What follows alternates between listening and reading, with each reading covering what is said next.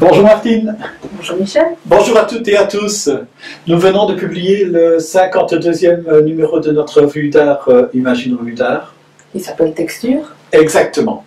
Pourquoi avoir choisi ce thème pour ce numéro, Martine? Tu pourrais nous en parler? En fait, la texture, on la côtoie tous les jours, dans la vie quotidienne, aussi bien pour manger, lire, etc., mais aussi pour créer, puisqu'en fait, l'artiste a besoin de matière pour créer. La matière, elle est composée de textures.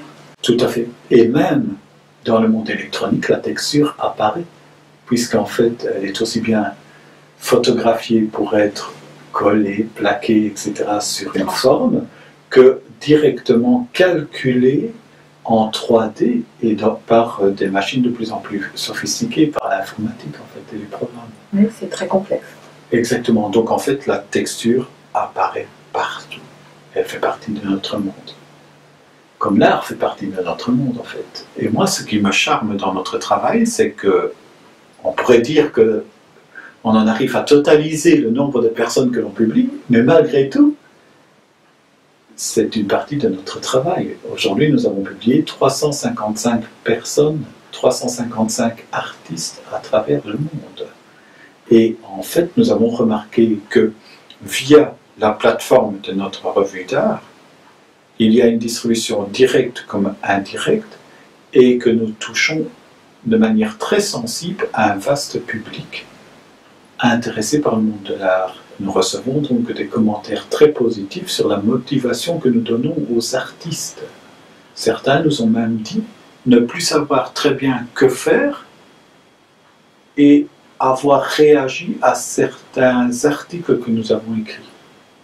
C'est quelque chose d'assez interpellant, ça.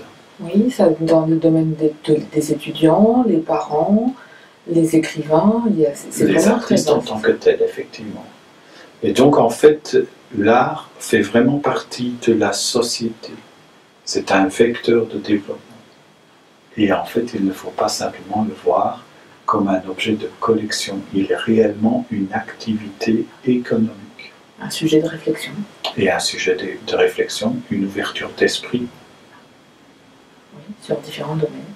D'accord.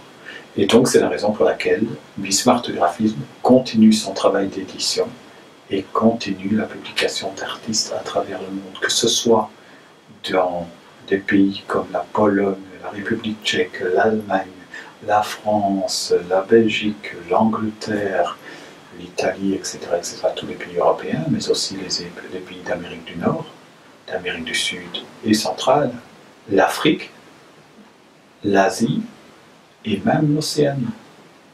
Oui, oui, tous les pays sont concernés. Tout à fait. Donc, merci à toi pour ton travail. Merci aussi à toi, Michel. Et continuons ainsi. Tout à fait. Bonne journée. Bonne journée.